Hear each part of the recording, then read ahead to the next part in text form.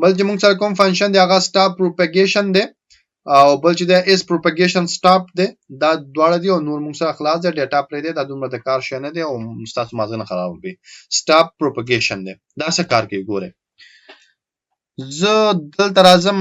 دا لینک هم ختموم دا هر څه ختموم دلته دننه راځم یو دف اخلم او په دغه دف کې یو پاراګراف اخلم او لیکم چې لاریم لیکم د 15 ورلو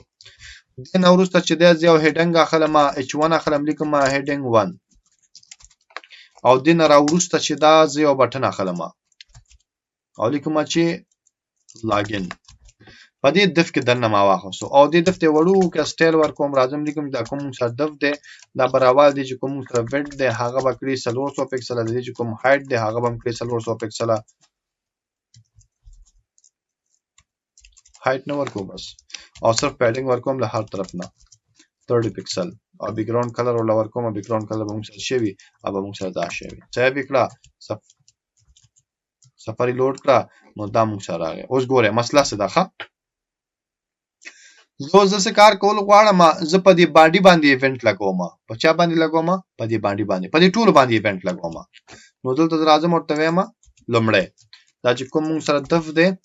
په دې چې کله شو شي کلیک وشي دا نو بیا موږ سره یو فنکشن کال دا او په دې فنکشن کې دلته به موږ ته شو کې اوس ګورئ چې څه کیږي په دې کې دا لیکم چې الرټ راکا او لیکه چې def collect اوس همدغه کاپی کومه بیا پیسټ کومه او ته هم چې کله موږ سره په دې پاراګراف کلیک وشو پی نو بیا موږ ته وایي چې پی کلیکټ او بیا پیسټ کومه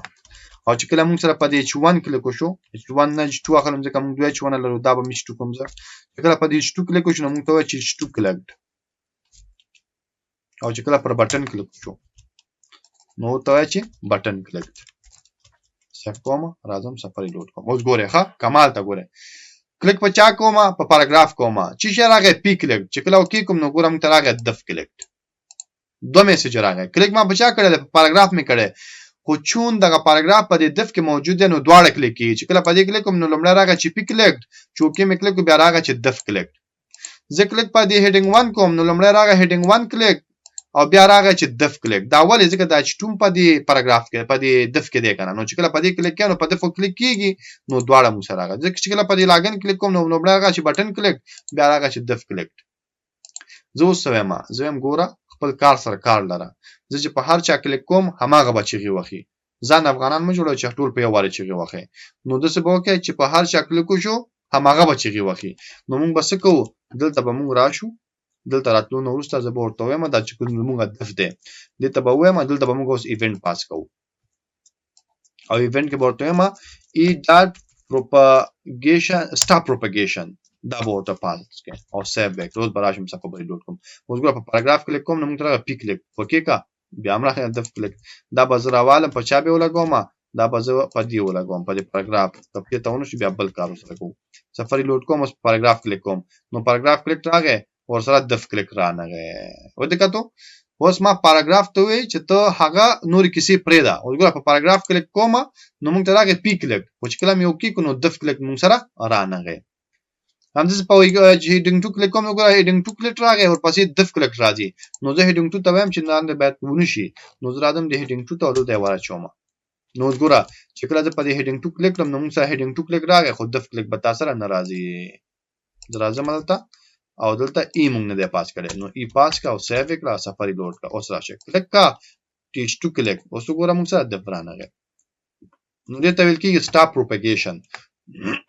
اوس به څه کوو اوس به یو بل شی چک کوو is propagation stopped آیا propagation stopped شوی دی نو دا به یا ټرو درکې یا به فالس درکې که شیر stop شوی ټرو درکې کنه او فالس درکې نو دلته به زه ولیکم چې let result کې ورته لیکم چې e.is propagation stopped نو دا موږ ته یا ټرو کې یا فالس هم دې فکر لا چې کوم بس نور ګرځي او مزه کوي نو زراعت دا کوم موږ سره h1 دی پدې کې ماته html سیټ کو پدې کې ماته دا ریزلټ وخایا سیو وکړم څه په بل لوټ کوم ګوره چې کله په پی کلیک کړم نو دا میسج راغی او دا موږ سره ټرو راغی ځکه دا سټاپ شوی دی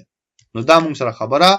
د ایونت واچ تاسو څنګه کولای شئ هغه څه کنټرول کړئ او د دې سره زموږ چې jQuery کوم درسو چې کوم موږ سره د jQuery ریلیټډ مکمل درسونه هغه ټول پای ته ورسېدل